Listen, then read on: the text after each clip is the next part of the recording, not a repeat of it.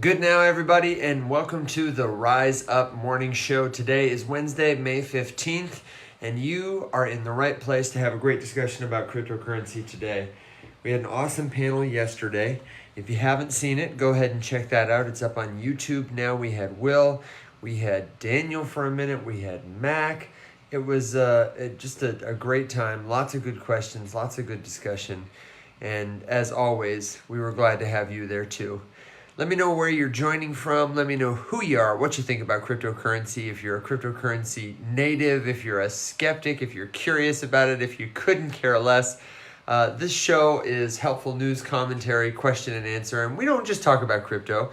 We talk about blockchain generally. We talk about artificial intelligence, all the kinds of future technologies that will form the foundation of the internet that gives power back to people like you and me.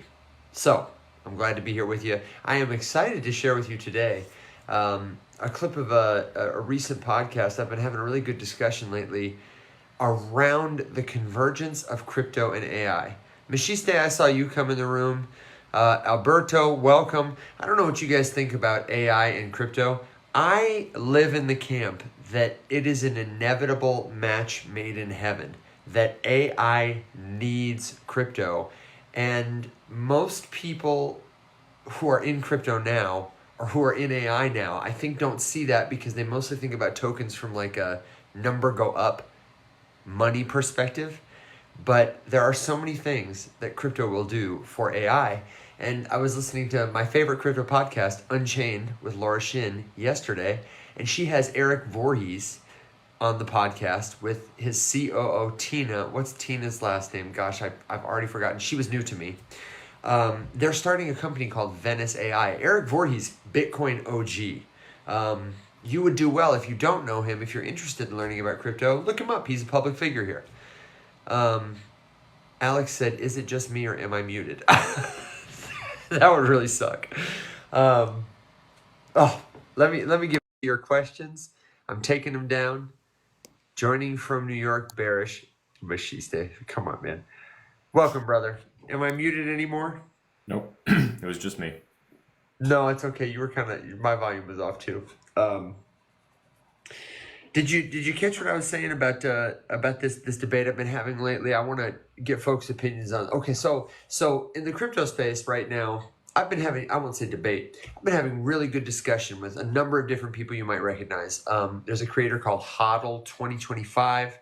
There's a Web3 technically, Adriano. A number of people in our adjacency who don't really think AI and crypto go together. The light bulb hasn't gone off for them yet. And I maintain that they are such even Will is like, not really sure about it.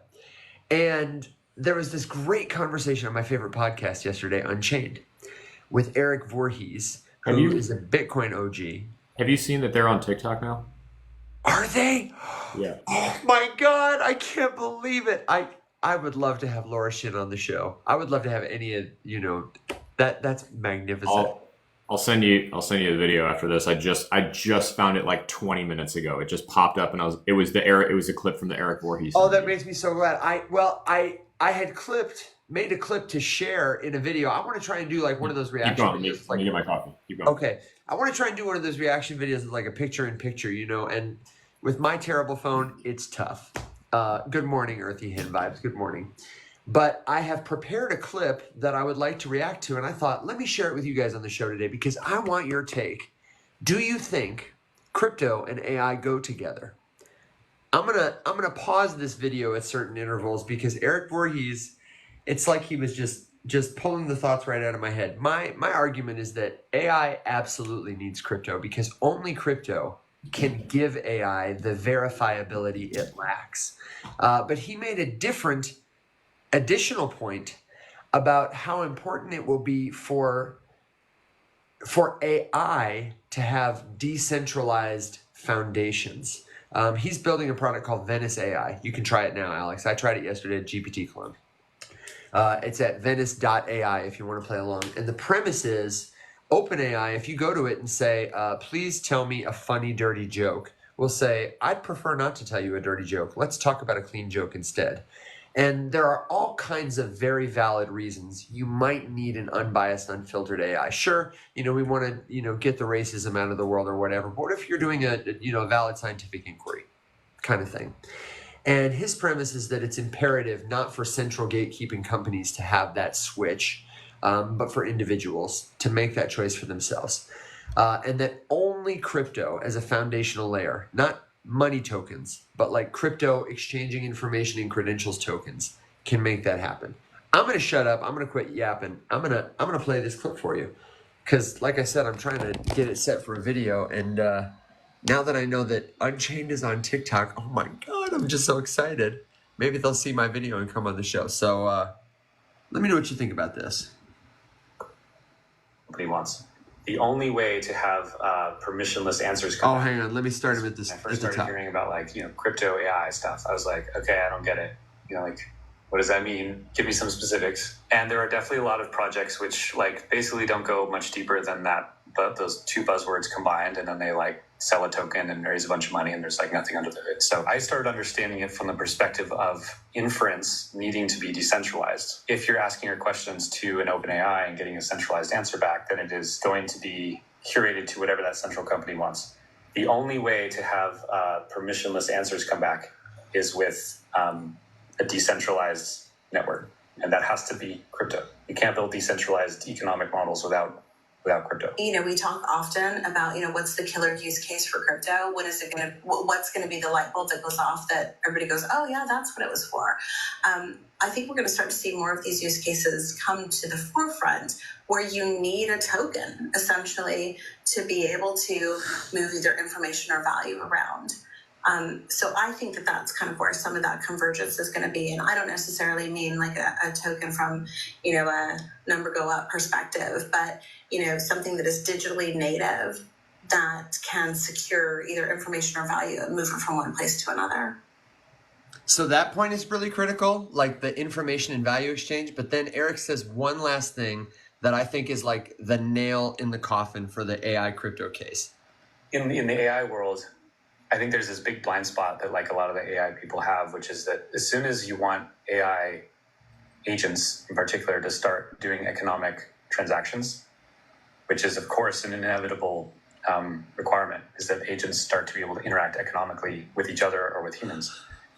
They can only use cryptocurrencies, right? An AI agent can't go set up a bank account, or I would love to see it try. It's hard for a human to do that, and they have a corporeal form. An AI can only use digitally native rails for payments, and that means it has to be cryptocurrencies. There's no future world where AIs are running around paying each other in fiat. They're incompatible concepts. So as crypto develops, as AI develops, these things I think will converge, and it'll become very obvious to I think even the AI people in the near future that for economic interaction, the only way is to use actually digitally native assets.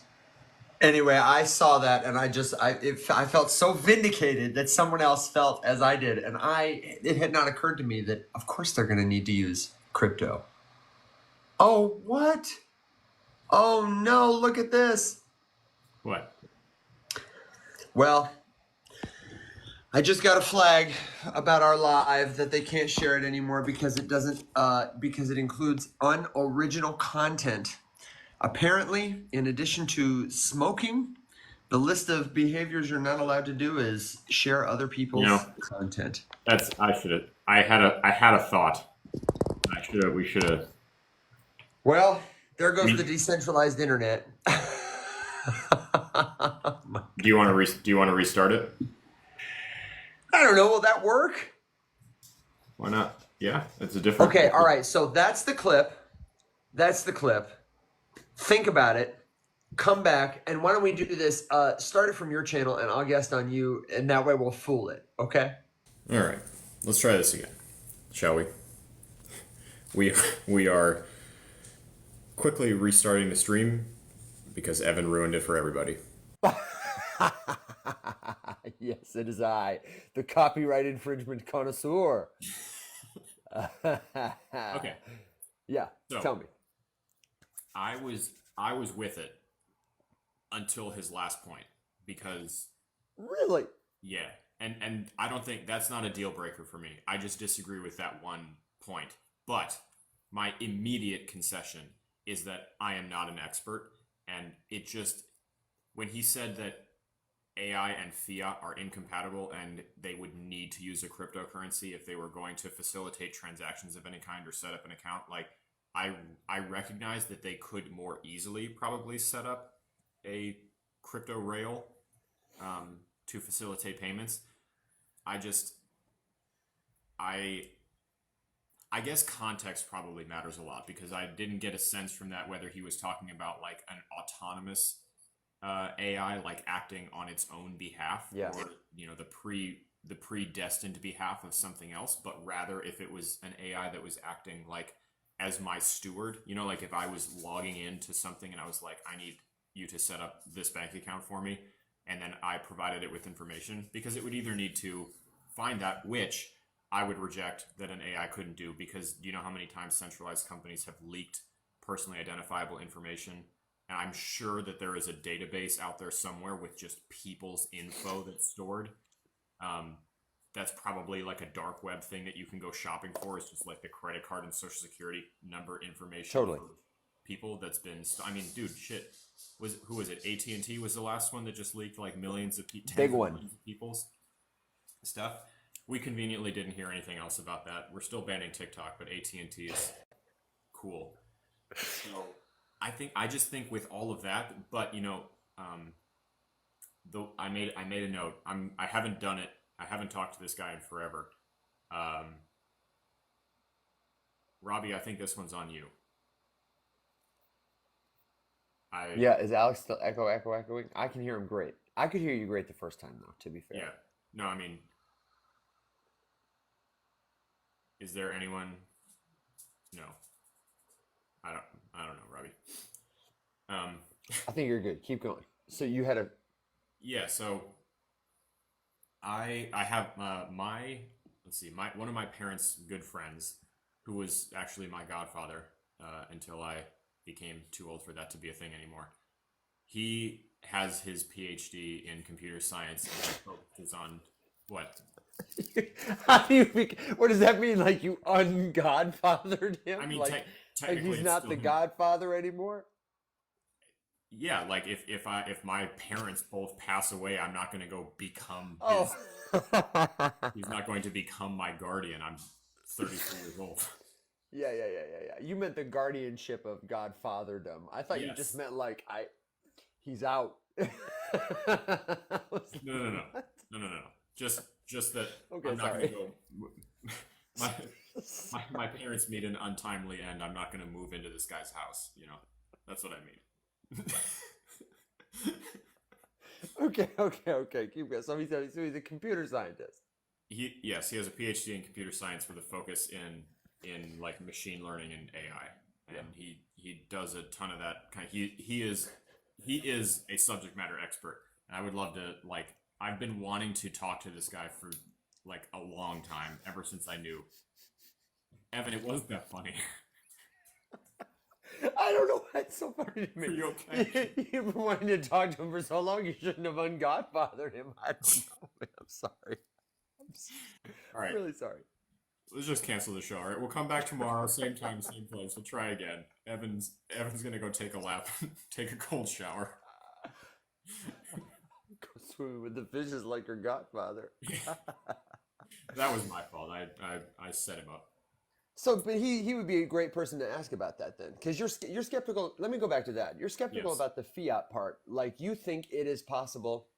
So Zoom in on that for me, because I'm yeah, not sure I let me understand. let me summarize my skepticism, because there's two pieces. One, I completely agree with you and your idea that like in a world where deep fakes and um, copied or whatever, plagiarized. Jesus, I couldn't think of the word. Plagiarized material, or AI generated material, or whatever, just becomes more and more and more and more common. AIs become more and more of a stand-in for people doing stuff. I mean, shit. Yesterday, I did like three different things. Setting up a personal website for my consultancy, working on some marketing stuff, and then working on some Discord stuff. And doing all three of those things, I used a different AI tool to make each one of those easier and better. It's so commonplace now. Mm-hmm. So I totally get that nothing on earth is going to do a better job as it stands now, as far as I'm aware. Would love to learn if there is something better. Than like an NFT to signify, AI versus non-AI. My immediate concession there is just that we still have to be careful about where collection IDs are stored and how all that stuff works, because as Eric Voorhees himself noted in that thing, if an AI can, I'm sure that an AI could mint an NFT collection. Totally. So if that's the case, they could have tokenized AIs that are presenting like people and sharing what appear to be legitimate, collection IDs or chain hashes or something to prove whatever, and then it would just become harder and harder still. Maybe not impossible, but to the layperson. Well, I mean, an AI is going to be able to use tokens. They're going to be able to mint NFTs. What's going to be important is like the provenance of the data, to know that Joe Biden has an NFT that corresponds to his identity, that he has a private key, that cannot be faked or forged or copied by an AI impersonating him, so that their NFT only ever, so that we run into, at the very worst, the problem we have on Twitter now, where we're like, oh, does that say Bitcoin, or does it say Bitcoin with a little L and a period at the end when I click it? I guess the only thing then would be to just make sure that we know that the place that documents that, like, okay, this is the presidential token ID, which sounds funny to say out loud, that's the real one. Because if an AI can deepfake a convincing video of a president making a declaration of war, or even just something slightly inflammatory, or not quite as provocative, then I have no doubt that an AI could spin up a fake collect, or a not fake, but a different, an illegitimate collection with an ID, host it, make it look super legit, co-opt a government website. I mean, it's not the hardest thing in the world to steal someone's website if you really want to. No, but when he says it has to be crypto, and when I say it has to be crypto, like that's what I understand him to mean, because what I mean is, like, it's not just about crypto. It needs to be, cryptocurrency. It needs to be that we are building AI on the kind of decentralized internet crypto native rails. He gave the example they're building right now on Morpheus, which I honestly had not heard of. The token is not released yet. The coin is not available. But in the meantime, they're using Akash, and they might continue to use Akash. And as I've looked into Akash more, Akash is like kind of aiming to be the crypto AWS, by which I mean a decentralized internet hosting, cloud storage, etc. platform, where instead of Amazon putting the whole internet up, we have distributed the job of hosting the internet to all the members of the network.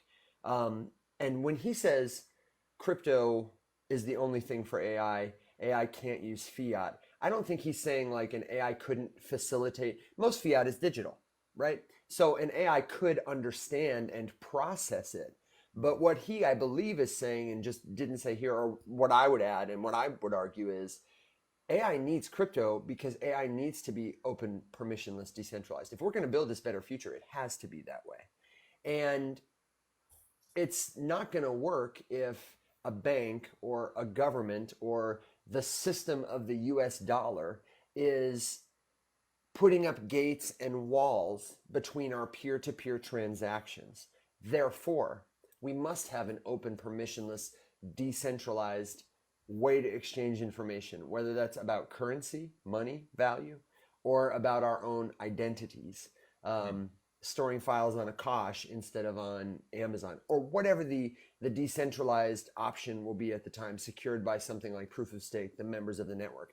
That's why it doesn't have to be, but if we don't want to live in 1984, if we want to move truly from Web 2 to Web 3, as AI advances towards its inevitable end of being able to do things like facilitate payments, and do so autonomously on our behalf as a steward, we're going to need crypto rails because it's going to need cryptocurrency. It's going to need NFTs for verification. It's going to need to be local to me. I'm going to have a private key so that only I can access the information there. I mean, he was talking about how OpenAI uses people's data and how historically, this is true, governments have weaponized data against people. He gave the example that what if the US and China go to war and there is somebody whose family has Chinese heritage? Are we going to intern them in a camp like the Japanese because somebody wanted to ask OpenAI about their mother's lineage, or because a sympathizer like me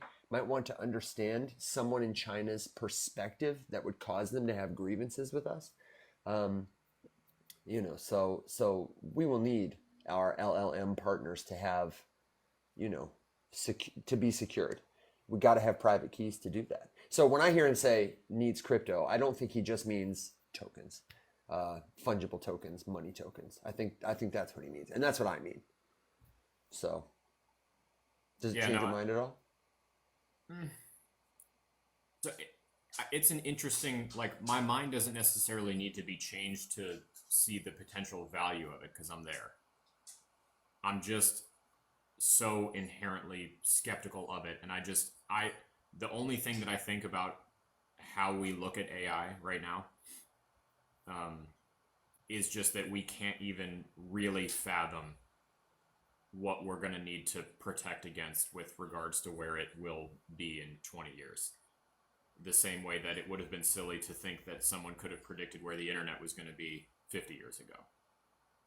And it's not that I don't think that there could be a crypto related solution, or at least something that helps with it, because I mean that's sort of the nature of technological evolution, right? That one side is always playing catch up, and historically the side having to do the catching up is the side protecting the everyday person from the malicious actor in whatever capacity. So I think that's the part that hangs me up, is not that I don't see it, not that it doesn't make sense, not that I don't support it and want to see it do well, just the side that, like, I just have a hard time believing that we can even properly quantify and predict like what it is that we're going to need to protect against, Yeah, I don't disagree. I think where I feel more confident is, we will absolutely need to protect against something. I think it's likely one of the things we'll need to protect against is centralized power, because that's something we've fought with for a long time, as history has progressed. It's a theme. And I think they're just recognizing the battle that we're signing up for. I mean, because if someone tries to tell me, use X, Y, and Z to steal market share from Amazon. Yeah. Barry, what's up? Good to see you. If that's the thing that we're doing, stealing market share from Amazon, I'm immediately bearish. Not because I don't want to see it happen. I do want to see it happen. But just that, like, it's David and Goliath. Like you gotta just. That's tough. But that's what I think. I think about what William Quigley said all the time when he gave that talk and talked about how incumbents must be it's not even that they will be, it's that they must be displaced by new companies. They have a vested interest in the old way of doing things. Eventually they can't keep giving returns to their shareholders without stealing from people. It's like Chipotle all over again. And then there's a new company who does things differently and gives people what they want, a benefit that they've been denied, a different form of doing things. And when people get that benefit, they come to expect it and demand it. Whether it's Congress people or companies, that's just the cycle. And then, pretty soon we'll stop being those guys and we'll start being the old guys, the incumbents, like I dread that day, when some young guy comes knocking on my door with a sword to kill me. But yeah, but I think in that instance, you just have to be willing to be Harrison Ford. I think about that line from, I don't even know where it was that he gave that whole spiel, but where he's just like, look, all I have to do as an aging person is recognize that I don't have the best answer for everything, but that some young person does, and all I have to do is get the fuck out of their way. Yeah. I would be cool with that. Yep. So I mean, I'd be as so long cool with you that. can, if you can peacefully do that, you'll never be irrelevant or a blockade to anyone's progress. Robbie said he would love to see me with an old guy filter, and I actually have some photos somewhere. They might be on my computer. Stay tuned. That are me as an old, and they look good. Like you remember when those old people filters were coming out? Yeah. The first time they came out. Yeah. Did you ever were yours good? Did you take some? I never did it. Oh man, I took a couple, and they were good. I really looked like old people in my family, but like me. I was like, wow, it knows. It was absolutely wild. I got distracted, and Rick Georgia asked about seeing the petrodollar going away for crypto or a commodity backed dollar, and I would genuinely love to talk about something like that. I don't know enough to have an educated opinion about it at all. Like, yeah, I need to Google petrodollar. That's gonna make a lot of people unfollow me. They're like, "Oh, you talk about crypto, you don't know what's the petrodollar?" I honestly have no idea what that is. It's a wide ranging and, you know, hefty topic with lots of different components and stuff, and I'm just straight up not informed on probably a lot of it.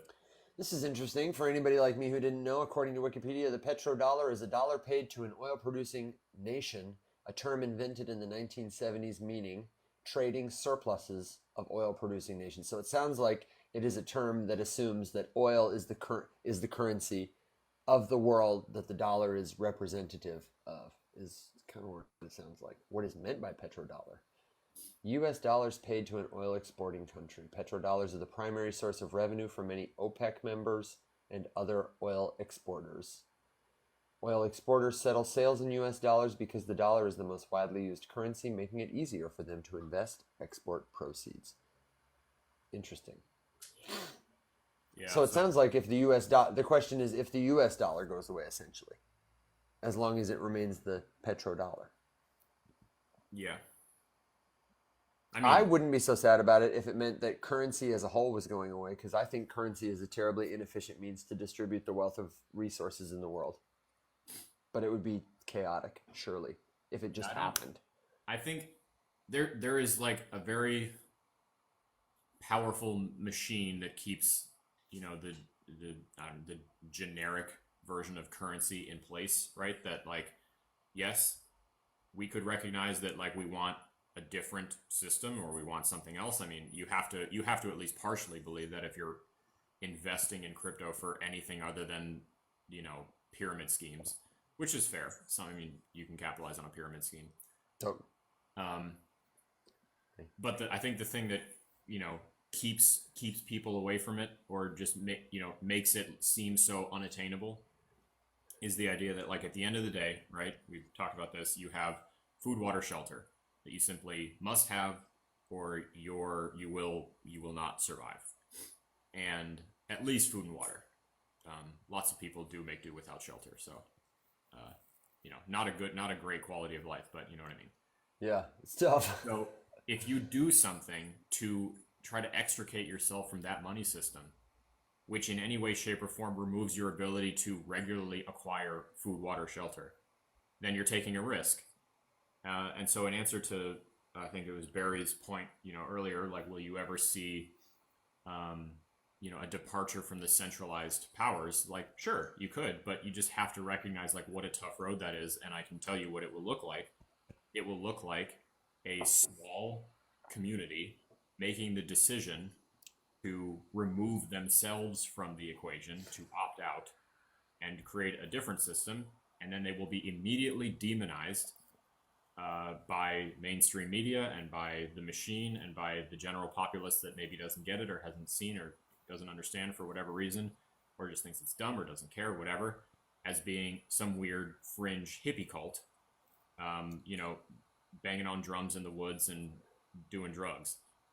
And you have to be probably comfortable with living like that for the rest of your life, because the odds of this system, like, dismantling and something new coming into place that would be, you know, like, reminiscent of just a bunch of communities trading and bartering and doing whatever and then transacting with each other. Like, my two worries are, one, I don't know how many people, if anyone, has the stones to, like, do that, or two, if the centralized control of important resources like food, water, and power are not so heavily centralized that those companies could pretty easily like black you out if you tried to do that and it gained any sort of real traction. Yeah. So you'd have to be willing to live like that, and you would have to be willing to put up with the fact that like you are going to be hard battled every single step of the way, unless like you were able to get people who believed in something like that into government somewhere to prove concept, and then snowball it that direction. But like that's also very unlikely, because then you're still trying to infiltrate an ancient machine stacked with dinosaurs who disagree with you and cling to power. Yeah, but I think that's a crucial turning point. I think inside of people, when they have those experiences, that first of all, my personal experience is that it doesn't have to be as hard, especially if you have community, as all that. It can be and will be hard for many people, but for others, it can be liberating and even inspiring for folks who don't do it to consume it. I'm entering the point where like my John the Baptist days are really behind me, which makes me sad in some way, because it is, you have to give up a lot to live that kind of life. Yep. And that is the kind of person, the person who has been to the mountaintop is the person who can tell you about what the promised land looks like on the other side. So we need, young people especially to go to the mountains and go to the desert places and get their high, clear places so they can see far, and then tell us about it in ways that inspire us. I don't know. It'll be tough. I do, speaking of John the Baptist days, I did find these pictures. Alex, I want you to tell me what you think about this. This is me as an old man in the wilderness. Wow. But look at how much that looks like me. This is just like a regular old selfie. Yeah, that's pretty And good. I thought I looked kind of French. I remember when I was using this app, so I got a beret and a little cigarette. Don't I look like an old little French guy? Yes. Anyway, I think it looks like me, but just old. Wild. Yeah, that looks like me when I'm a curmudgeon. So So where'd my camera go? hold on, I have to check Crypto Panic and see If there's a Cardano story today, if my theory Oh my holds God. true for the day. what's the over under? Well, I'm sort of cheating because the story from yesterday telling me to buy Cardano is still trending. But there is one from Charles, which is just more of a Charles diatribe. So, okay, so there is still a trending story telling me to buy Cardano. Yeah. Robbie, you gotta raise your standards, my guy. Is that Oh, it wasn't a rug. Are you being glib? Like, is there something else? Because I pulled it up. I've never heard of it. Evan, the question is about Picasso. Pika is familiar to me. By which I mean I think I've heard of it. I don't know that I've ever touched it with my eyes truly. Picasso. I mean, we'll take a look. But I mean, if your standard are that it hasn't rugged yet, we got some work to do there, Robbie. Get in, get out. Is it just me, or is the website literally just a blank page that says Picasso in the middle? I am getting the official website link, but can you tell me the URL? I'll get there quicker.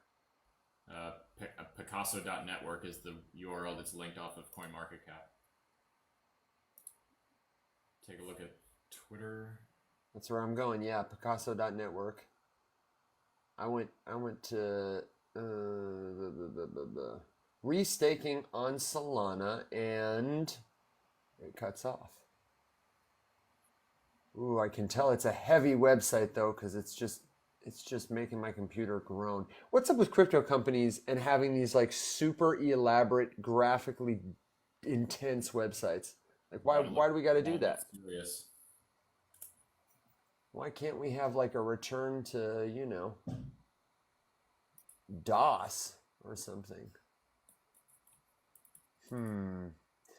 The first tweet I see about this is from someone called Leprechaun, who says, "Thought I was smart buying it 0.007 months ago. Mhm. Seeing memes hold up better than this is really discouraging. So that person's a salty bag holder. I mean, it's just like crypto is so attention driven that if you are just Melinda, the freeway is University of YouTube. There are incredible resources. And Totally. plus, if you're just trying to do like basic web design and development, just get really good at using a platform like Squarespace, Wix, or something like that. Because I'm definitely not a web developer, nor do I have like web development experience beyond using, templatized websites to spin stuff up. And I was blown away by like how good Squarespace's AI integration, AI site builder is yesterday. So like University of YouTube, it's all free. Yeah. And then literally just go do it. It sounds dumb to say, but just go like pick a site like Wix or Squarespace or WordPress or Webflow or something, and just like Webflow is a great one. I am pretty Webflow. Luddite, but Webflow is like the most intense, no code, be a web developer. And if you want to learn to code, you can take it even further. It's powerful, and the resources, like Alex said, they're so good on YouTube. People will show you like 0 to Webflow, but it's like you'd probably want to take 30 days or maybe even 90 to sit down and do like one a day. I will tell you though that for whatever it's worth, with the caliber of no code tools, if you're exclusively interested in website development and design, just learn the platforms. I know a bunch of software developers that, if asked, would tell you it's not worth it to learn how to code if all you're trying to do is build websites for people.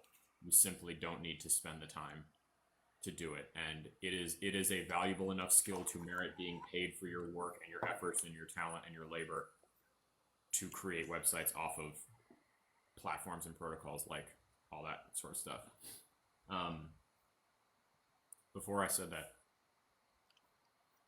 just crypto is super attention driven. So like if your thing is just kind of like a dry, boring, basic use case utility, it doesn't mean that it's not important. It just means like you're not equipped to hang in the attention span of a gnat on crack that is the crypto space, and you're gonna just look bad just because that's the nature of the beast, and that sucks. That's not fair. It's straight up not fair. But you have to just be like willing to deal with it, willing to deal with the pain. Will says inflation data came in good. I like it, Will. Good to see you. You missed our discussion at the top of the show. We were on my favorite podcast, Unchained. The latest episode has Eric Voorhees, Bitcoin OG, has started an AI company and made some really compelling arguments that I thought were fantastic about why AI and crypto go together like peas and carrots. I will not rehash the conversation for you here, but I am going to make a video about it later today, and I will tag you because I'd love your thoughts. Anita, welcome. We're glad you're here. If you need a friend, you're in the right place. Oh, I just rugged Alex. Sorry, man. No, you're good. Speaking of developers, Daniel, I just made the claim that if you are interested in the world of software development exclusively to build and design websites for people, that it's probably not a good use of your time to learn how to code, and it would be a better use of your time to go to YouTube University and then learn how to use, a dedicated platform like Squarespace, Wix, WordPress, Webflow, something like that, and just get super good at making banging shit off of one of those. But I'd be curious to hear your opinion as an actual developer. Okay. So I went to docs.picasso.network, Alex, Okay.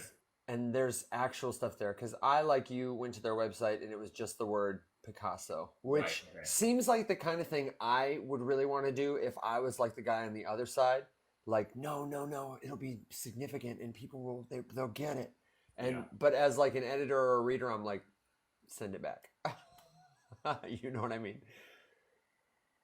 And it's difficult for me to figure out what they do. DeFi infrastructure focused layer 1 protocol that leads the industry in building the trust minimized interoperability solution cross ecosystem IBC. Wow. I'm going to bet they felt that was the most thorough but concise way to say that, and it was not accelerating the future to sustainable energy. You know. But they do say, this one gets me, the first, if it's true, generalized restaking layer starting with deployment on Solana. And they're gonna move to all IBC connected ecosystems. I don't know what IBC is. In short, Picasso is the first censorship resistant, trust minimized interoperability solution, and also a platform for the first generalized restaking layer. I might be too dumb to understand this. Yeah, that's kind of the vibe I get every time I sit down and try to like deeply understand composability. Is just like I have more homework to do before I can have an educated conversation about composability. Yeah, an IBC is an inter-blockchain communication protocol. IBC, inter-blockchain communication, and is just it's a composability word. Simply put, blockchains will need to talk to each other in the future. Ecosystems like, I don't know, Cosmos are going to talk about it a lot. And there's this narrative right now of modularity is kind of having and basically it just means composable. When things are modular, you can fit them together like Legos. If things are composable, you can stack them on top of each other. You can take what you have here and move it over here, kind of thing. It's a very crypto native concept, but they had to have a $5 word for it. Yeah. I don't know, so. Yeah, that's the trick. So Robbie, I don't know. It looks like it's a frankly crap investment at this particular moment in time in terms of, like, I don't know. They look like they're targeting people who only know. This is definitely not like, I'm going to tell my dad about it and get him excited about it kind of thing. They're not at that stage yet. But that makes me excited because I don't know about you, Alex, I tend to get a lot more excited about, like, hey, devs, come in and hang out here and build a cool product that will attract the everyday people. Like, as long as they don't become the next Polkadot or whatever. Some of the stuff I'm seeing here is cool. They have a collaboration with Ethos to bring EigenLayer security to Cosmos. Looks like a lot of this is powered by their token. Staking. But I don't know. I'd put it on my wait and see list, talk to smart friends about it list. Yeah. I mean, definitely not a rug. This is the risk that you run with stuff in this niche or this part of the industry is just that, like, no matter how successful they are or no matter how cool it is, will anyone care? So if you're talking about it like, will Project X be ultimately good for the industry versus like, will Project X make me a millionaire? Those are two extremely different questions. Yeah. And hey, whoever asked about IBC protocol, they actually at docs.picasso.network, it looks like it's actually pretty clear and well laid out. They have a section called What is the IBC protocol? What is restaking? So it looks like they also have a section of just definitions. It looks like they intend to be really helpful, but you might need about an hour of time to go through this thoughtfully to actually understand it, which I can appreciate that. If somebody says like, hey man, I'd love to tell you about my project. Oh my God. But you really need an hour. Like that's a valid, legitimate thing to do. That's why Chris Dixon wrote a book, because he was like, listen, you should just sit down and get this thing from start to finish. It's the most concise way to get up to speed is actually to just sit down and read it. Alex, do we have another project on deck, or can I propose one that we can check out? Propose one. I'd like to know what you think about our friend 1984 in the comments sent me their website yesterday for the project they're doing called Magic Marvels. I was intrigued because they said it rose up out of a 1984. Will you pop it in the comments? Something that their son had done, I think you said during the pandemic, to create like characters, or it sounded like action figure type dudes. I say dudes. I don't know if they were dudes. You see what I'm saying? put it in the comments because I'm representing your idea poorly. But they asked, hey, if you have time, give us some feedback. And I thought when I saw the site that there was a lot of feedback we could give. So I pulled it up. It's magicmarvels.io. And I want to know what you think. So that's the TLR. He was 5 in 21, and he made 100 Mechadroid pixels. So it's a father-son collaborative creative project. And when I get to the homepage, this is what I see. I can see the combination of colors here. I'm getting kind of a vibe. Got the about, Magic Marvels, lore, and evolution. And this is a pretty quick sitemap, so I'm just going to go through it for you. We got the X link down here. About takes us to a page with a little description. And I had some feedback for you. Magic Marvels does not appear this well on mobile. When you look it up on mobile, for example, you see these numbers in isolation with no context. So my very first piece of feedback for you, 1984, was whatever you're using to build this website, like Alex was just saying, get a little time looking at the side-by-side of what's it look like on desktop, what's it look like on mobile. Most people, especially if they're coming from Twitter, which seems your primary social, are going to be looking at this on a mobile phone. So optimize for mobile is what I would say.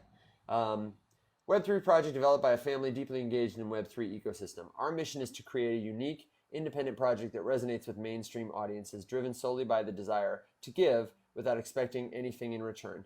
Now, if you'll remember yesterday, it was 1984 who was asking us about missional language. We were talking about elevator pitches.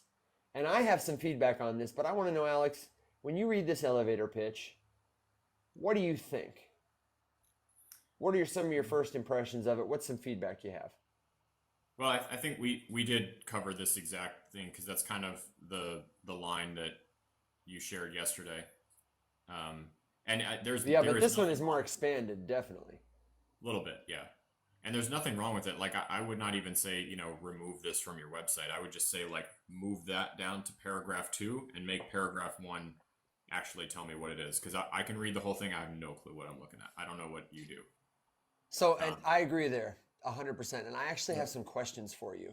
My first question is, who is your primary target audience? And it looks like the primary target audience of this statement is a crypto native person. Web3 ecosystem, Web3 audiences compared to mainstream audiences. You're speaking, it sounds like, to this person, talking about these people. And I'm curious whether or not this is one of those things that needs a crypto. Like a lot of projects put, Web3 first, Web3 first, Web3 first, Web3 is the thing. But what is the actual product? And if the product, as I anticipate, is a story, I really think the product here is a story, because when you talk about it, first of all, you've got music on almost every page. Magic Marvels, the name sounds like a story. You've got lore, you've got evolution. So it sounds like you're taking us on a journey with different types of characters, which is something I also get the impression of when I go to lore. Like that's the only other page on the website that has a ton of stuff. And it gives me TFM vibes. Of course, you've got NFT evolution right at the top. So I know who your audience is there, but I wonder if they should be your audience. And hang on, it's just slow to load on my computer. But you've got these different elemental characters. I don't know if you can hear it, but there's music in the background that's kind of meant to guide you through your journey of this site. Chronicles. In the ancient days when the cosmos was young and brimming with untamed energy, there was a solitary being known as the prime essence. So, we've got this in the beginning, there was, a story. I feel like if that's your product, it might make sense to think about the language you're using to address your audience. You are framing your audience as Web3 crypto people, but I don't know. I don't know what you think, Alex. I think you could take it in a number of ways. The crypto people, if it's a crypto product, may help you carry this to the masses, but something we saw looks like an NFT project. And I've seen a lot of projects like this. I think it's really hard to get audiences to care about characters they don't know. And I think it's really hard to get NFT audiences to care about stories that aren't going to make them money. Like the Pudgy Penguins approach is the NFT approach, where you give life to the character. But it seems like you are trying to tell a story from the top down. Like you have an idea for this universe, and maybe the first product should be a book, comic, memes, that kind of thing, that the NFTs can be part of, but not the center of, because they're really going to limit your audience. That's like my first impression, though. What do you think, Alex? I don't have any issues with like the subject matter that's here. I just think you need to fill in a couple blanks. So like couple like just good housekeeping rules for making a website and improving your chances of someone like sticking around to read. If I go to just the straight URL, magicmarbles.io, Yeah, here, I'll get it. I have to click on a separate link to go to the first place I can read anything. And you statistically will lose a fat percentage of website visitors on every click that they're required to take to acquire more information. So I would take like your about page, where you have, like your little, like snapshot, one liner opening paragraph, like what are we, what do we do, what's the point? And just make that the first thing that comes up on the homepage, so I don't have to click on about to see it. So that would be step one. I wouldn't delete, any of the content in your paragraph, because I think it speaks to your values, and part of that like opening pitch, is to give like a really hyper specific, short, easy to understand answer. What do we do? Why do we do it? This is the why do we do it? We're missing what do you do? And then the lore page is like, it's really well written. I'm very clearly understanding that like you're telling me a story. There are these characters. Here's the piece. Here's about them. Here's whatever.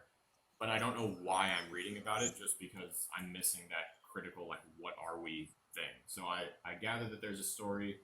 I don't understand how the Web3 element fits into it. Although I, as me, Alex, could infer that you are going to be like marking these characters with tokens in some capacity, like, that's a safe assumption, but I don't know that for sure. And then the last thing would be under the evolution.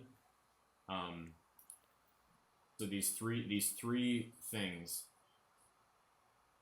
to me, it just looks like it's not finished. Like this page shouldn't have been published, but maybe I'm just not understanding.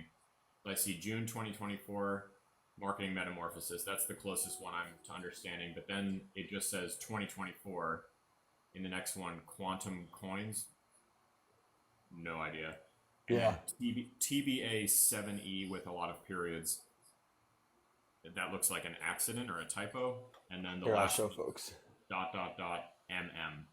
So I think I would probably just scrap the evolution page until there's content on it, because I would too. It's exclusively confusing. So yeah, just landing page, get specific about what you're doing, keep the why you're doing it. Love the lore page. The Magic Marbles link up top that just takes me back to the homepage with exclusively the banner. I would get rid of it. You don't need it. So just have, make the homepage the about page, keep the lore, but because of what you add to about, I will actually understand why I'm reading lore.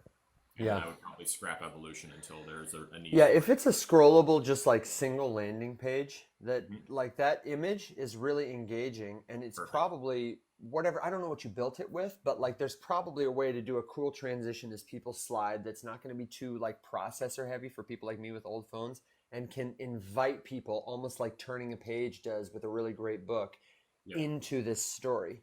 And I would say for your language, because we talked about this yesterday, you want to think about who your audience is. If you want them to be Web3 people, great. But it sounds like your audience is everyone who will be captured by this story. Instead of saying, I am a pioneering project or a unique independent project, those are claims that an audience member hears and says, so what? You have to justify a claim before a person can understand it. I would look for language that at once justifies the claim it introduces. For example, instead of saying, I am a really great communicator, I would say, Thank you so much for joining me here today. We really want you to feel welcome, and we can't wait to answer your questions. Alex, how are you?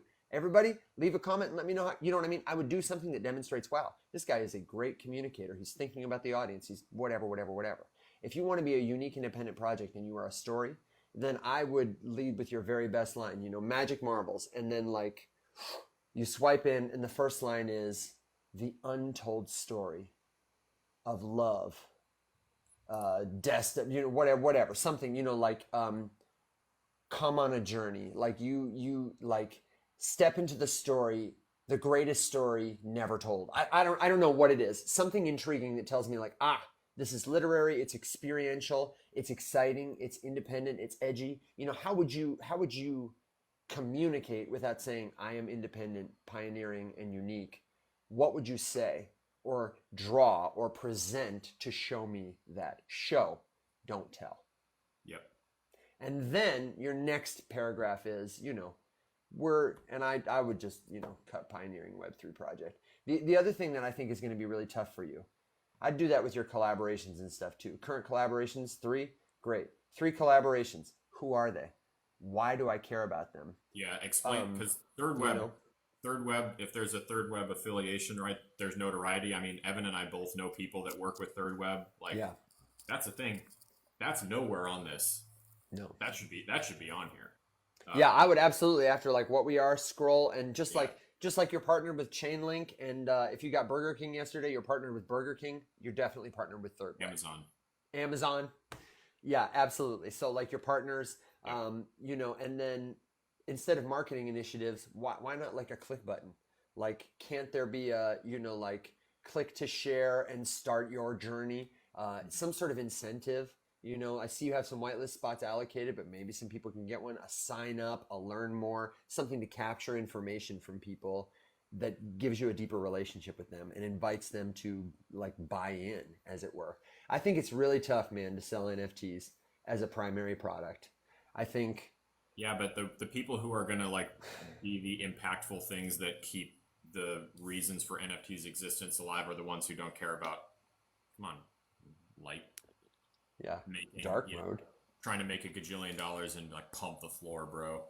They're the ones who just like have a dope ass story that they are telling to people, and they use tokens to make sure that everyone keeps their shit safe. Yeah, and like I get why you're leaning into like the crypto language now, whitelist, Web3, because you need people to understand NFTs to buy this product. But I think that's going to be a challenge. If I was your brand, my number one goal would be tell a great story. Make the story so good, so compelling, and give it as many forms as possible so that whether people like to consume media, they like to touch books, they like to have conversations, they like to play games, find ways for them to engage with your story and get their hands on it. And cheap, quick to produce. I would suggest if you're partnering with Third Web, have you considered launching a frame to experience this story? Speaking of Third Web, if you're not friends with Machiste, are you guys friends? Get at it, because it would be really cool to go to Warpcast and see a frame that has this like colorful branding and says like choose your character, your story is about to begin, and the button below says like click to play or click to read or whatever, and the second button is like choose your character and you get to like mint a token or something. I don't know, it could be free, it could be cheap, it could be experiential, and it could invite people to have a great experience, then affiliate it with your product, and then learn more, and now they're hooked, and it costs you nothing. Yep. I can give a visual example, Evan. Might as well throw this out there. Might as well. Are you going to TFM? No, because it gives me TFM vibes. It does, but no. The good old days. So here's what I mean by, so bear with me on the fonts and the sizes and the placements, because this is extremely like under construction. But like, so this is my website. Oh man, he's selling his own site. Come on, I'm just kidding. I like it. I'm here. Well, this isn't live. There's nowhere to go right now. This is a template. But like, all I'm saying is, if you look at this is the first thing you see. Is there is no confusion. At least my impression is that there should be no confusion with the first thing that someone is going to see and read when they arrive here. what is it? What am I doing here? You don't have to click anything. You have to read for 1 second to get it. And so that this is like the amount of time I spent, and I'm not even happy with it yet. Like it's still not even done. Is this like block of text right here? This represents like hours of tweaking and one word changing and like placement and all that sort of stuff. And then because, all of this is great. Like, you'll learn stuff in all of this, what am I good at? What do I do? Who is this for? Etc. But like, in order to convince someone to read there, they have to know why they're doing it. So that's the way that I would think about the first thing that someone sees when they arrive. What's your button say? Right now it just says learn more, but it doesn't, Oh, okay. It doesn't go anywhere. Yeah. Like I think said, heavily under construction, just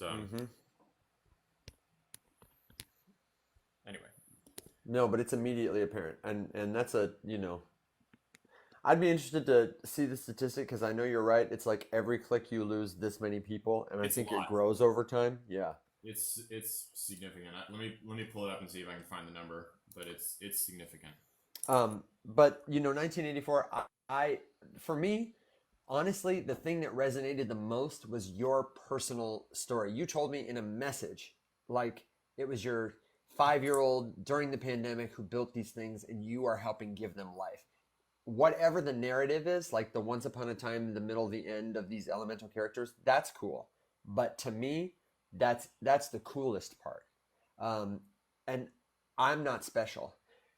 I'm sure other people will resonate with many things, but there are few umbrellas as big and wide as family, trying to make it, love, connection, helping the people we care about. Like that's an umbrella pretty much everybody can fit under and say like, oh, I understand that. That moves me emotionally. So, I would lean into that too. Having something about you, about your story, could be really compelling. So it's worse than I thought. I knew that, so there's a couple specific statistics just about like why your website matters from the moment it gets there and why you should take every effort to make sure that it like loads as quickly as you can for people who are experiencing on a wide range of devices and connections. On average, 47% of visitors will leave if the website takes longer than 3 seconds to load. Wow. I knew that was a statistic, that you had the 3 second loading rule. I did not know that it was on average as high as 47%.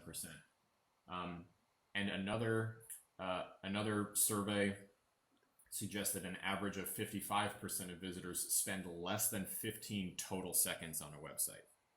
So you gotta hook them. And it might be, there's probably someone who will take more of your money to make it fast loading or whatever, but you can help that by just making it lighter. Don't load huge heavy images. Compress image files where possible. If you don't need animations and graphics, leave them out. Like my website has no animations, no graphics. It's like a couple images. That, by the way, all of them look like stock photos right now. They're all like very calculated Mid-Journey renders to like very specifically convey something specific, like a very specific. Dude, it was so funny. Yesterday, Jordan comes up to me behind me and he's like watching me do this on Mid-Journey, and this was so out of the blue, and he's just like, "What are you doing?" And I was like, "This is my website." And he's like, "Oh, I see." And he's like looking at the Mid-Journey thing, and he's like, "Oh, that's Mid-Journey." I was like, "Uh-huh." And he's like, "So this is like for the aesthetic." And I was like, "Yes, exactly." And he's like, "Yeah, to convey an aesthetic vibe on the website." And I was like, "Yes, that's 100% precisely accurate. Yes." And he's like, "Oh, okay." He just walks away. It's like, "What the fuck was that?" He's like a little art critic now. Dude, he killed it. That's exactly what I was doing. Anyway, there's a whole bunch of other stuff. I definitely encourage, like, dude, seriously, the secret sauce to so much shit is just to like prompt an AI large language model to like give you information that you want. Like, for example, all I did was tell Gemini right now, I do this instead of Googling now about 85% of the time. I was just like, hey, I'm building a website and I am looking for a couple pro tips to keep in mind as I get started. What are, like, I just said, what are some statistics that I should know when designing a website to keep people interested in it as long as possible? And it was like, on average, 47%, blah, blah, blah, 55%, etc. But then it gave me just like paragraphs of stuff here, make sure your clarity and value proposition is immediately apparent. If people do not understand why they are on a website, they will just leave. Every click loses you people. If it's not like a clear progression of information that they're receiving, they will just abandon the journey. Casual browsers will not click on stuff. All sorts of stuff. It's gold. It's really, really gold stuff.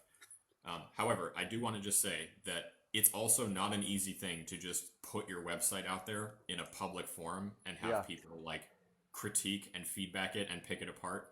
So good on you. Yeah, I kind of rugged you for that, so sorry. I mean, it's valuable information, but like that's still a vulnerable place to put yourself in, and it's good on you. And you're in a good room for it too. Robbie has been designing websites for about as long as I've been around. And, Alex and I have learned a lot in a pretty, I would say, at least for me, short couple. I haven't been thinking about this stuff for terribly long in terms of like how it appears on a web page, but we've gotten the benefit of a lot of good people, many of whom, in rooms like this one, have contributed. So keep working on it. When it's 2.0'd, send us a ping and we can take a look at it again. Hold on, Evan. Best consultancy you can have, honest, direct, 100%. Alex and I were in a call yesterday, and it was a great moment about just frankness is so undervalued. Totally undervalued. All right, there we go. You're welcome, 1984. Thanks for trusting us to help. I'm excited, man. Excited about your project. Let me see. I'm catching up. Just had to add another keyword to the block because I'm not going through influencer memes. I'm not doing it. No, yeah, you're not into it. No, I'm done. You're not launching a meme token and advertising it to every single one of your followers and telling them to buy it because they're gonna get rich. Yeah, You're not gonna do it. I'm done platforming. Well, lazy bullshit. Well, guys, I guess the bull run's over. We can pack it up and go home. So, Luber, I appreciate your passion, but this isn't the place for it, my guy. Luber may not know that, that just about any token that has a face attached to it, and that face says something like, buy this token because now's a good time. Before it goes up, it's going to 2x. I'm going to do everything to give you a good return on investment. Anything like that. Totally illegal. Totally illegal, man. You can't do it. And it's not that it's risky for you as it is for them, but it is still risky for you because if that person... Your money's involved. Your money's involved. Your reputation is involved, but your money's involved. That person is such low-hanging fruit as a public figure. If even a low-level regulator wants to come after them, it's like playing pin the tail on the donkey without a blindfold. You know what I'm saying? Just think about it this way. If what a prosecutor would need to do to come after you is just stand in the courtroom and show your TikTok to the judge and speak nothing, you're fucked. Totally. So, and when they get regulated, like prosecuted, whatever, they might have to pay a fine. They might go to jail. They might whatever. But the thing that's going to happen to you is the token is going to be delisted. No one is legally going to be allowed to sell it to you. The price is going to just freeze. You're not going to be able to offload it to anyone because nobody will want it. It's going to be persona non grata, and I don't care what you paid for it. You might get a little refund, but it's almost certainly not going to be your money back. So, that is your word to the wise. Even if that all does not happen, you are still putting your money in a thing that was impulsively launched by someone with no plan and no plan No plan and not the wherewithal to research it. And it will die. And you can know that there was no wherewithal to do research because every rule and law that we just cited takes you about 5 minutes to look up if you give a shit enough to look it up.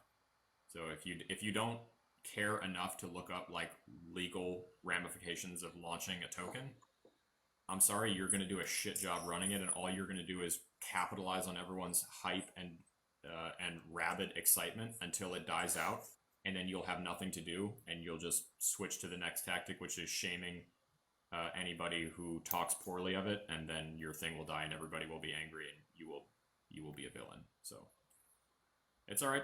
Don't worry about it. I just, Yeah, don't be sorry. It's not an apology thing. We don't mean to pick on you, but like you got to know, man. If you want to learn about those laws, I would Google CFTC,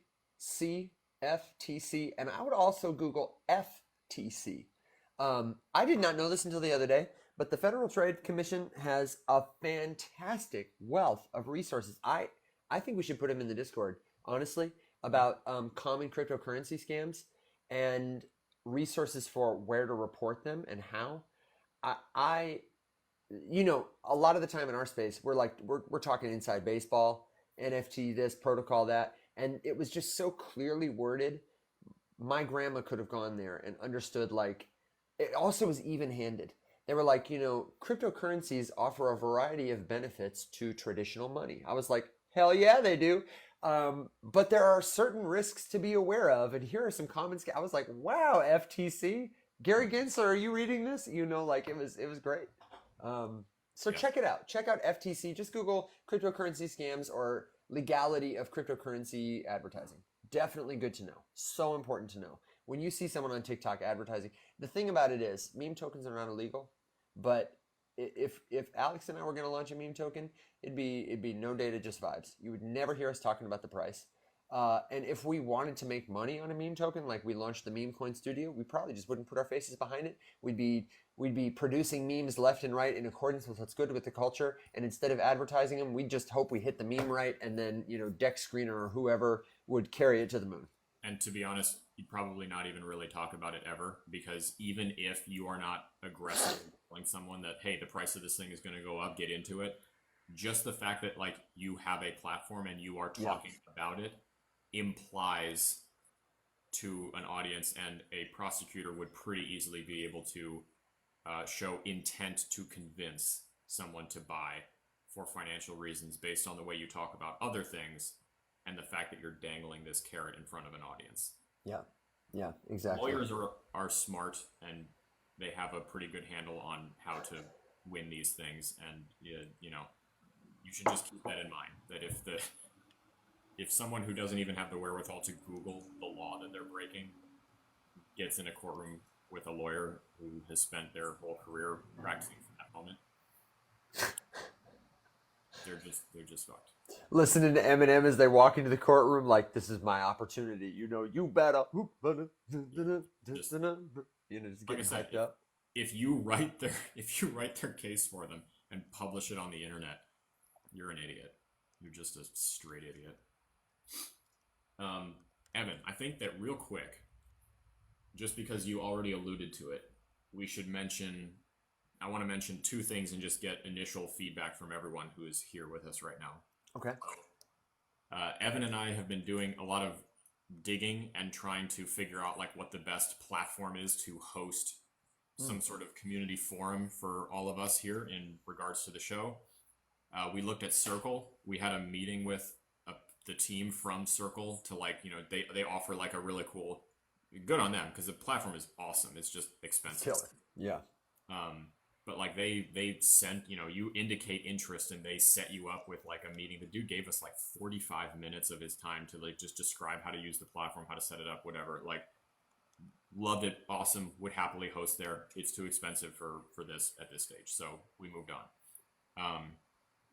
We looked at, I know there's school, there's Patreon, there's all kinds of other things. And ultimately at the end of the day, it's a matter of like, who takes the biggest cut, what actually makes sense for this, and then what's in our skill set to actually manage and run effectively. What the hell is that? I don't know. I think I'm tapping my keyboard occasionally, and I think it's echoing. Oh, I was just like listening to the squealing, ear-piercing whistle noise. Yeah, I don't know what the whistle noise was. Anyway, So unfortunately, and I know this is not everyone's favorite, but I promise I'm gonna do right by all of you. I'm just really good at doing Discord, so we're gonna do a Discord. Um, there will be a free to join tier with a general chat, educational resources, all of our links. We will post in there when the show is live. We can do dedicated chats, all that sort of stuff, all totally free. Go from the show there, talk about it, ask questions, whatever. We'll be in there. We'll answer questions in as timely a manner as possible. And then if we're not there, there will be other people in there who can help chat. we're gonna invite cool folks for sure. Keep it super slim. You won't have 45 channels to keep straight. It's going to be as simple as it can possibly be to go there, learn whatever. And I recommend learning how to use Discord because it is a skill. And we can, in the Start Here channel, we'll definitely put some resources for it. If this is your first Discord server, watch this 3-minute video or whatever. We'll get you covered. And then there will be a paid subscription tier that we're currently building out. The information will all be in there. There's a free trial, and I encourage anyone interested, if you are vaguely interested in it, to start on the free side. Yeah. And go from there. Let yourself evolve from there, because it's obviously not going to be the right fit for everybody. Then the other thing that Evan and I did yesterday was have a meeting with. Hold on. Before we go on to that, can I say one or two things about the Discord? Because I want to move on to that, but I don't want to lose this. So for people who've already, you're like, wait, don't you already have a free Discord? There are a lot of people here who don't know us, like the whole journey. So the Discord server we have now started really even as another Discord server, and it has a ton of information about the projects that Faceless Labs runs. That's, our startup. Mm-hmm. And it can be so overwhelming. Like, it is fun. The people there are cool. It is a great place to go and talk about crypto. But there's just, especially for a newcomer, so much to navigate. That's why we've got this fresh template. Alex really is a Discord whiz. And so it will be essentials, easy to navigate, and it will be much less extraneous information. You won't have somebody coming in there and talking about something you're like, wait, what? The corrupted with the syndicate games? Those things, we want you to get involved in them. We think they're awesome, but we don't want you to feel overwhelmed or out signaled if there's too much noise. And then the other thing is, people might be curious about, and we're curious about, subscriptions. You're like, oh my God, these are the free guys. Listen. We absolutely do not want you to be the people who pump our bags to the moon kind of thing. But we recognize that we have pretty limited capacity. We're streaming about, I don't know, what would you say, 12 hours a week, or preparing to stream about 12 hours a week. In addition to the other content that we make, the assets that we prepare to share with the community. And it's really important to us. I shared a story earlier this week about somebody who got scammed and how that scam could have been prevented in the context of a community like this. Totally the free part. But we realize there are a lot of people who want more dedicated attention, deeper community. And it doesn't make sense for me and Alex to sit on TikTok where we got to edit the friggin' video and do all this stuff if you want to ask us about a project or a token or to check a link or something. And you should have a reasonable expectation if you want to hear from us specifically that we'll get back to you in a day or two kind of thing. That's the kind of thing the subscription is for, as well as access to regular recurring events, live versions of the courses that we share, first access, feedback about what kind of digital products, if we do in real life events, discounts to those, all that stuff is the kind of thing that a membership would afford. So our ask for you is, and we can get more specific about, what we're doing over time, but what kinds of things really matter to you? Is question and answer. We kind of feel like that might be the most important, is like a more dedicated, responsive personal chat where we can respond with videos and things like that to you on a per basis. But also we would consider, like meetings, if you wanted to launch a project, if you were a creator, you needed some, you need to know a lawyer or something, you want to meet with us to get our resources, that's an option. Yeah. I mean, it really, the sky's the limit. We want to know what matters to you. And also just like community hangouts, we would love to have a room of people who are doing Web3 101 or who want to go into the meme coin casino. And, one night this month, that's what we're all going to do. We're going to sit down and we're going to, and it's not just TikTok where you're limited by characters in the chat. We'll have a stage where everybody can come up and ask questions, that kind of thing. And in addition to getting to know us better, you can get to know each other better.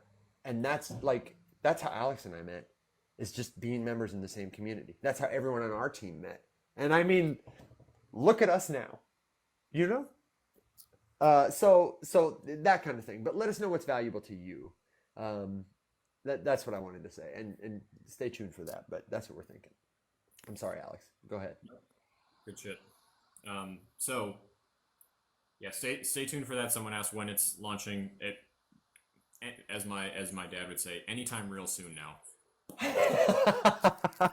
And you will all be the first to know as soon as it's live and ready for anyone to join. We'll have the link in our bio page posted. We'll share it here and at the riseupmorningshow.com. But honestly, we'll also probably send it out in the newsletter. Really, the newsletter is like the asynchronous best place. Tap my face, tap his face. The riseupmorningshow.com. If you're not signed up, sign up for that. Super easy, super simple, super painless. On the other side, the other thing that we did yesterday, which I started to allude to, was take an interesting meeting with some of the team members behind a meme token. They had reached out originally looking for like promotion and marketing, and we kind of wanted to give them the like, okay, well, listen, here's what we do and what you could expect, that sort of stuff. And then, what is it that you want? And I think it sounds like we're considering having them on to do an interview where they can explain like, what they're doing, what it is, etc. We had what I would call a good meeting yesterday. It started off... I'll call it a good meeting. I would call it a good meeting. It started off like a car salesman interaction, but I think we ended in a good place. And so I just wanted to like throw that out there to everyone and see what you guys think about that. Because the one point that I made to them was like, listen, if you guys want to sponsor the show and come on, you have to understand like the way in which we're going to talk about this kind of stuff. Yeah. Copious disclaimers. It's a meme. There is no utility. There is no plan. It's not like a project that's going to change the world. It's a meme. How are you guys approaching meme culture, all that sort of stuff, whatever. But there is like an inherent indication that like we are fans of the project, or like we are wanting to promote it or whatever. If one, we accept sponsorship funding, and then two, platform you on the show. And you don't want people to just get the idea that like we're out here pushing this meme. So is that how you would take it? And be honest, if you saw that. And then two, what are things that you would like to know from the creator of a meme token if you had the opportunity to ask them? And for the context of this question, I don't care which one. Pick your favorite, pick your least favorite. What is it that you would want to know? What is it that you would hear from them and be like, ooh, yikes? Versus what is it that you would hear from them and be like, okay, that's interesting. Or, you know what, I respect that. Yeah, because we told them like you're not going to be able to talk about the price. And if they do, what I was saying to them yesterday is like, listen, if you say something illegal, we're going to tell you, and we don't want you to feel like you got to come on our show and be defensive. Like if you can't trust yourself not to, maybe it would be a better opportunity for you to stay off the show. Mm-hmm. But what encouraged me is they were like, no, we need that kind of feedback. We want that kind of feedback. And I thought it would be helpful to talk about, the narrative their meme is about, because there's a lot of strategy involved. And also, if we just read a commercial for a meme, that'd be stupid. It'd be stupid for us. It'd be stupid for you, because then we're just selling it. Then we're breaking the law. But to go under the hood and do what we do and say like, well, listen, here's something you really need to change, or I like this, or I don't like that. To me, that's just as valuable as having a conversation with the people at Arcade, if we approach it that way. And I think we can, but you know. Yeah. Can you put up a banner for when you're not talking? What? I don't understand. Like when I stop talking, you want me to do like a picture? Yeah, for banner for what? Wallet transparency. You want us to ask him about wallet transparency? That's Sure. great. Yeah, I think Definitely. there's something that I have always wanted to just, I don't have a great answer for this. But this is what I desperately want to do. And I probably got to talk to like a developer or something like that. But I've always wanted to, so like when someone tells me that their meme is fair launched, I always want to know like, okay, how can we know that you didn't fair launch it to a bunch of wallets that you also own and control, or like a bunch of your family members or something like that?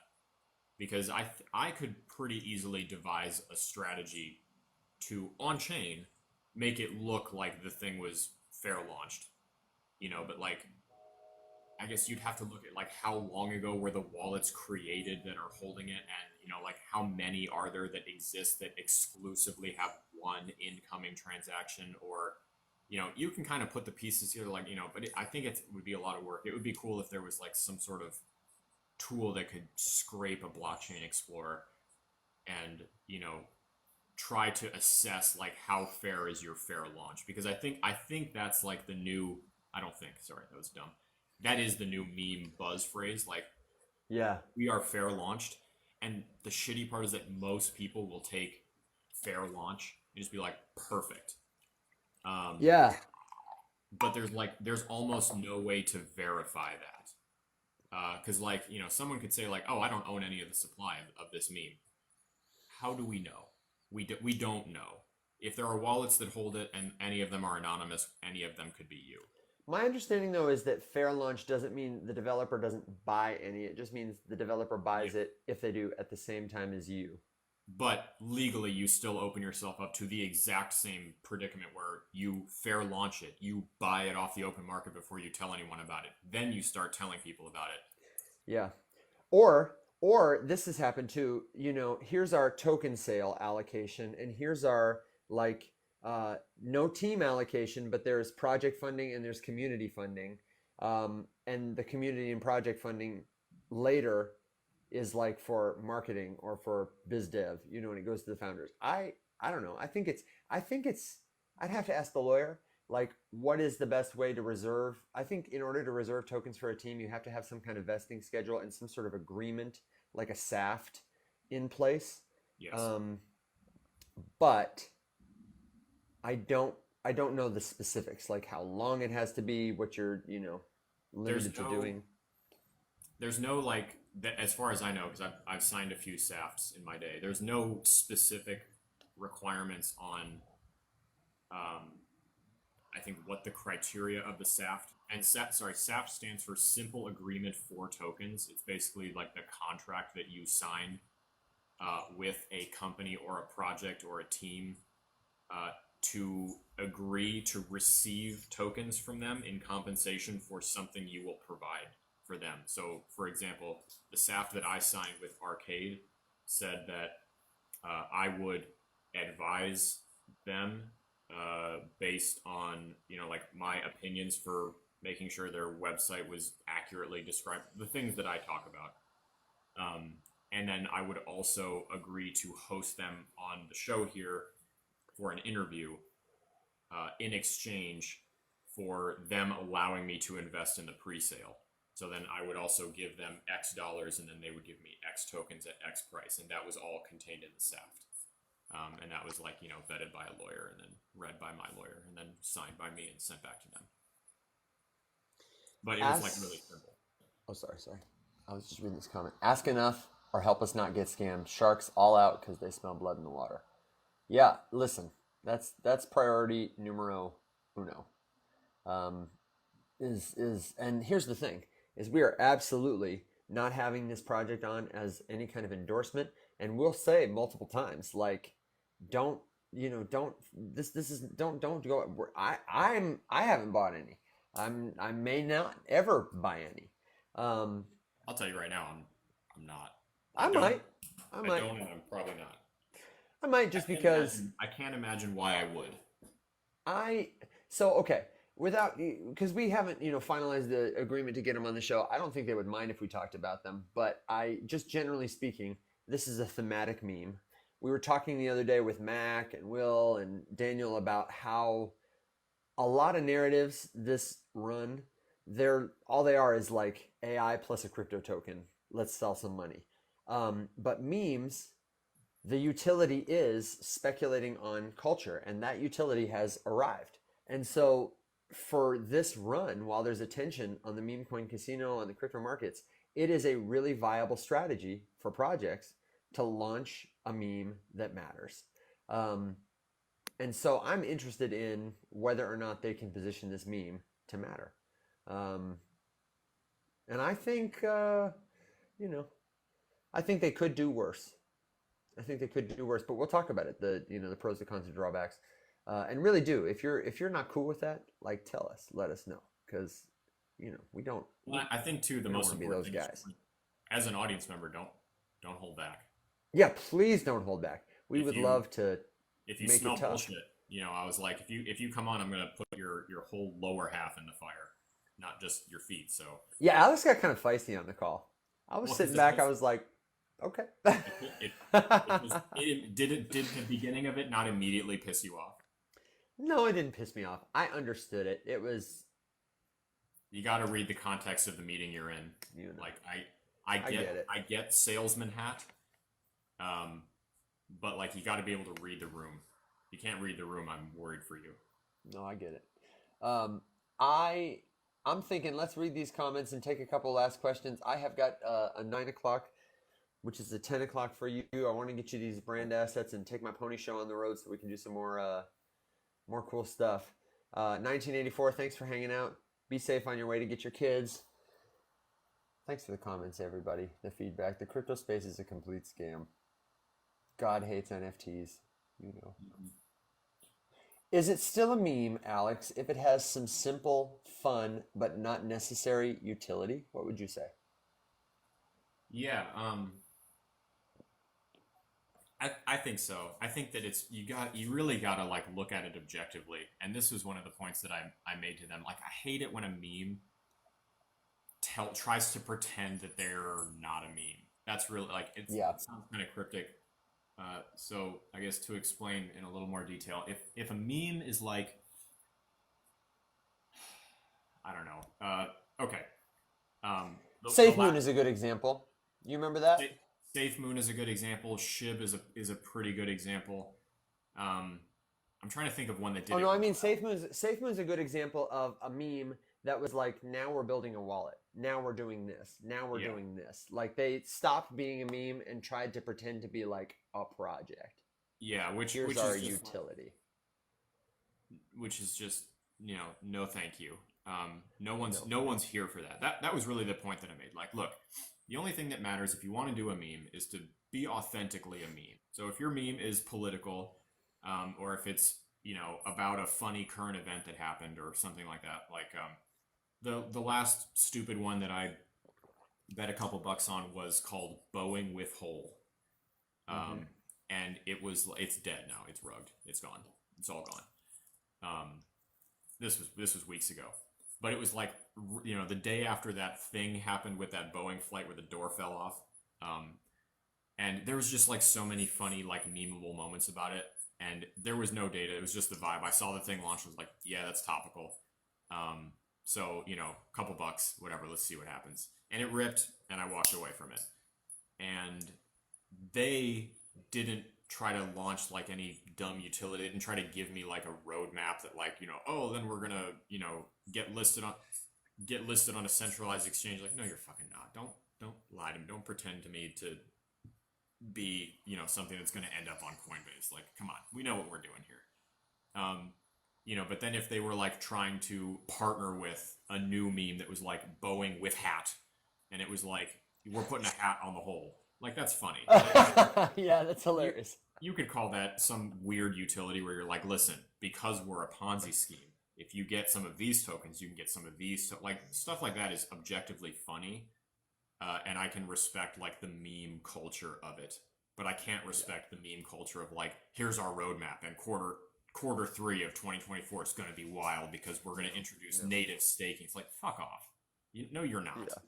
You know, like, don't grift on people by lying. You know, like, let people enjoy, what it is that's and I'm not saying I don't care. I don't know what Soul Block AI is. I'll look at it in a second. This has nothing to do with whatever that is. I'm talking about like memes specifically. Just memes generally. Does utility add? I would say actually I can think of a couple notable examples. Like memes, obviously adding more memes on top, that's super utility. BonkBot is a great example of a meme community that gave its community a utility that is I would argue one of the best consumer products in crypto lately. They made a trading bot that made trading memes easier, and you can refer other people and earn rewards in Bonk. And it generates money and attention for the Bonk token. It doesn't purport to be like the wallet everyone will use, but it's a great meme trading tool. It's Bonk themed lightly. It's on the meme. And the other one I would say that I really really like is Thank You Base God. Right now there's a token that memes about Brian Armstrong, the CEO of Coinbase. It's on the Base blockchain. And they're just, making a culture around like, godifying him in a satirical, funny way. And they have added like contests or forums where they are like expressing their cult-like adoration. And that is like the utility. They have a contest widget where I think it might be a frame. You can pledge, because Brian Armstrong is bald, they're like, make a pledge to become bald. And if you don't, you will be a heretic. And if you do, you will be like saved. And it's like, if I don't know, this charity gets $1,000 by this day, I will go bald. And everyone's putting like money sign bald, and like it's just a leaderboard on a forum. It's not utility, but it's utility, and it's adding to the meme, adding to the culture. It's brilliant. I think it's super smart. Or tipping would be fun. Like if you had a tipping bot where you can tip, I don't know, whole to people, whatever. Yeah. That kind of stuff, that's great. Anything that extends the meme, gives the community more to do with culture. But don't give me a wallet. The focus has to be on the meme. The focus can't be on trying to trick someone into thinking that this is suddenly a serious project. Yeah, no. Or like when Baby Doge sponsored the rescue. That was a totally natural like value add for the community for a dog-themed meme coin. Yes. Totally. Okay. I looked at Soul Block. Yeah. I'm not gonna spend a lot of time on it because,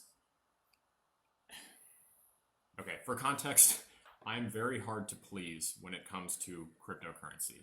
Okay, so I don't mean anything mean-spirited by this, and I'm constantly getting myself into hot water because people have things that they're excited about and they want to know, and I don't like it. And it's my opinion. Okay, it's just my opinion. I spent 14 seconds on Soulblock's homepage and it was an immediate no. Because all this is a collection of buzzwords that don't mean anything,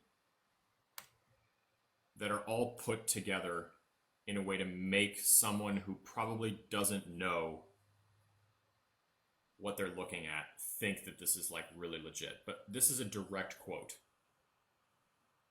Welcome to your new home on Web3, an ambitious fusion of DeFi, social media, and AI, fully on chain with the best tech stack in crypto.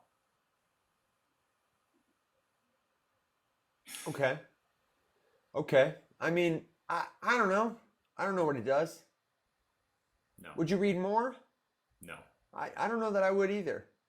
So, but just for the sake of argument, is it bad marketing or is the product stuck too? Do we know?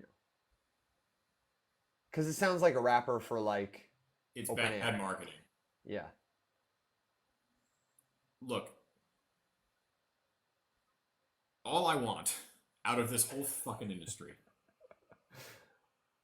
is to stop lying to people, because all we're doing is repeatedly shooting ourselves in the feet. It's all we do in crypto all day long is just walk around, and out of one side of our mouth, we're complaining that no one takes the industry seriously, and we're like not getting mass adoption and blah, blah, blah, and all this stuff, and people aren't seeing the real value. And then out of the other side of our mouth, we're just repeatedly shooting ourselves in the feet. And it's so obnoxious. And something that is exclusively unhelpful is looking at this that doesn't have, like, there's a DApp in demo stage is what it looks like. There's a, but I have to log in to even see what it is. There, like the white paper is not a white paper. It's a collection of documents, and it's a pitch deck.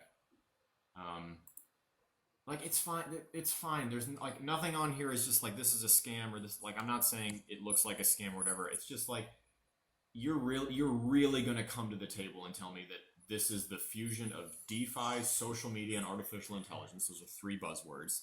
Yeah. Right. You're going to give me nothing else, and then you're just going to tell me blanket that you have the best tech stack. No, you fucking don't. You don't have the best tech stack in crypto. That's such a ridiculous thing to claim. That it would be the same thing as me starting a website and just being like, I'm the best consultant of all time. That's like such a meaningless statement. Right. One, there's consultancy in tons of different industries. Even if I was the best one at Web3 marketing, I'm not the best one in jazz band marketing, or whatever. So, like, immediately it just gives me the ick. And yeah, and it's that claim thing, show not tell. Why just show me. If you're affiliated with this project, I would please tell them, like, the same thing that we kind of said earlier about, like, running a good website. Like, there's nothing wrong with your product, and I hope that you build a cool use of AI to bring DeFi. It's an AI-driven community town square and DeFi launchpad on Solana.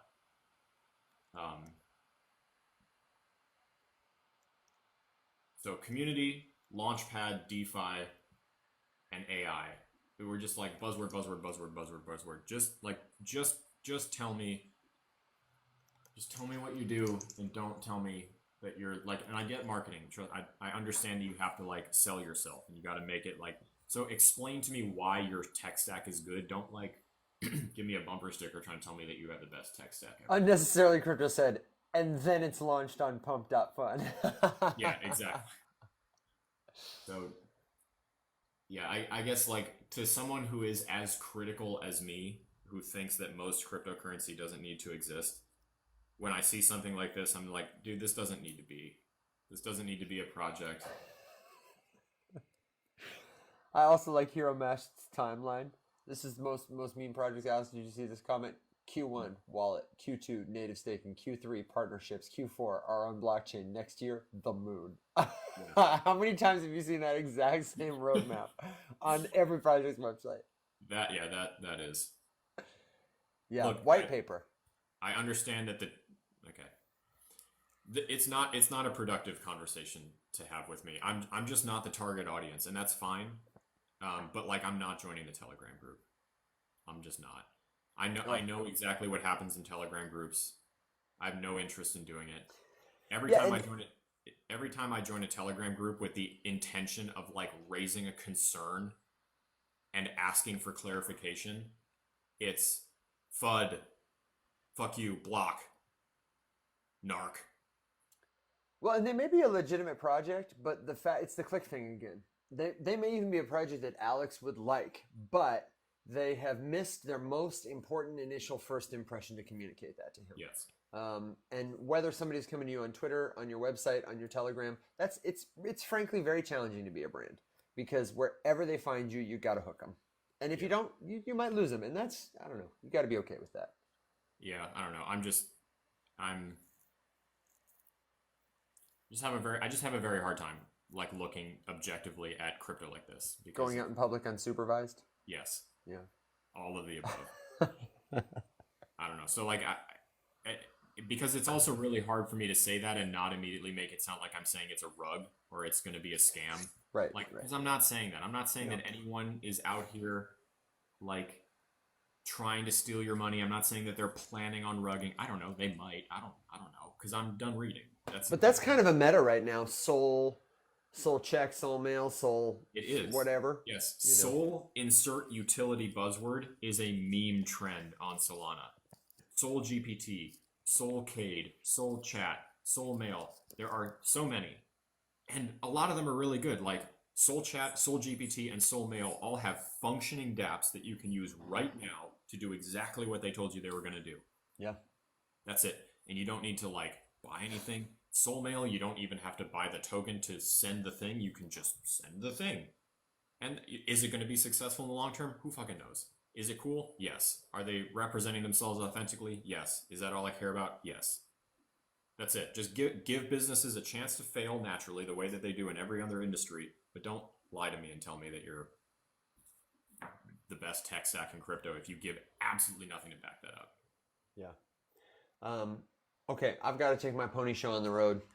You want to close out the show? I think we're on your channel, so you can keep hanging out and rocking and rolling.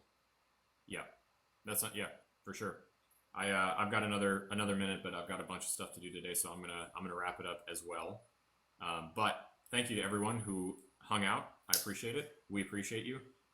Stay tuned for the Discord server because I'm gonna be super curious to get people in there and start chatting and talking. Right now, I am just kind of getting the resources set up, which is going to have just like a shitload of links, and making sure that like roles are set up and we're all good to go and ready for it to be a safe thing. Someone asked about bots in Discord. I do have a lot of experience keeping servers bot free. It is an ever evolving challenge, but there's a lot of native Discord tools now that you can use to like make that a little bit better. So that's what I'm installing today is all of the protections for keeping spam out, filters.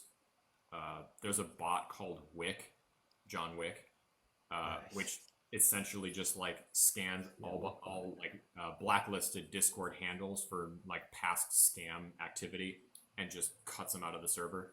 So all that kind of stuff is like, that's what I'm doing today just to make sure that before we bring human beings in, we do everything we can to make sure that there's not a bunch of bullshit in there that's going to like spam you. And then I have to write like the disclaimers and the warnings and the tutorial about how to turn off access to your DM so that people can't DM you. Because like inside the confines of Discord, you know how many impersonators we have on TikTok? I've got Discord impersonators too. So we just got to set up the filters for all that kind of stuff. So I will tell you guys as soon as it's open and ready to join, probably next week. And we'll get this show on the road. Last tidbit, just in answer to whoever, Decryptage for bringing up Soulblock. Soulblock would become interesting to me if they wanted to make their homepage not cringe and wanted to like improve their marketing and wanted like if they make an effort to work on that. I would happily help them. Like that is a thing you can hire me to do. Fix the messaging and marketing on your project. So if they gave any indication that like that's something that they were interested in because they genuinely have a product that they would like people to use and they think is cool for whatever reason and they're willing to like fix their messaging, cool. And then in that case, I'm all about it. But like as it stands right now, it's a hard pass. There's so many AI cryptos. There's so many social fi cryptos. There's so many DeFi cryptos. There's a bajillion launch pads that no one cares about. There's nothing unique about this. There's nothing interesting about it based on what I'm seeing here. Maybe they have something that's like really specific and unique, but I can't tell that from looking at this. All I see is a smaller fringe version of a bunch of stuff. Like the space that they're entering here is so competitive. The launchpad space, dude, the biggest exchanges in the world, people with billions of dollars in their war chest have launchpads. Why on earth would this get any projects to launch with them? So what's the incentive structure? I can't see that either. The roadmap. The roadmap is also super concerning. Our goal is global adoption. The roadmap will get us there. Quote. User growth through marketing. That's not a roadmap thing. That is the exact strategy that every business on earth follows. So there is nothing special about that. It's not worth anyone's time to waste space on the website talking about it. 2, SolBlock AI platform technology. Domain expert devs building and improving AI, Web3, DeFi, and social technologies running on blockchain. Innovation is meta. What? That's a roadmap item. Zigzag, it's called SolBlock AI, and I'm being really mean. I'm just eviscerating this thing. 3, community DAO. Okay, and now we've added another buzzword to it. We're building a DAO. Why? So phase 1 is marketing.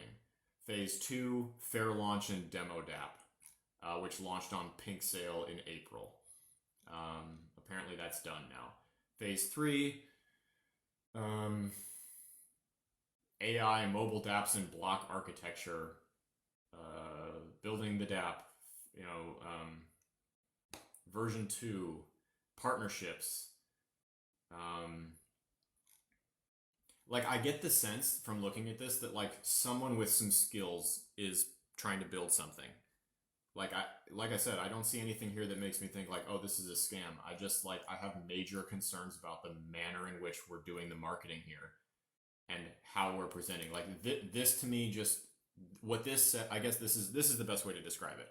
To me, this website and this project presents like a group that would like to raise money and they want to do it with crypto, and they're not super in touch with the like real Web3 industry and community to properly deliver on things that people actually want. They probably have really cool stuff. The tech is probably good. They probably have talented developers that are building cool shit. But I'm concerned about the messaging. And that is enough in as densely populated an industry as Web3, especially within the confines of AI projects. That's enough for me to be like, nah, I've got better options. So that's it. It's like I said, it sounds really harsh, but really it's just I'm just really hard to please with this stuff, and it's not their fault. Again, this is just my opinion. I'm just a guy on the internet. My opinion means exactly as much as people think it does. That's it. So anyway, I'm going to wrap it up. Thank you so much to everyone for hanging out. I appreciate it. We will see you guys tomorrow, same time, same place. And stay tuned for, I mean, you got to think that most projects are trash, because most of them are. We have to be critical of the space if we actually want to see it succeed. That's it. So thanks everyone. See you guys tomorrow. Same time, same place. Have a good rest of your day.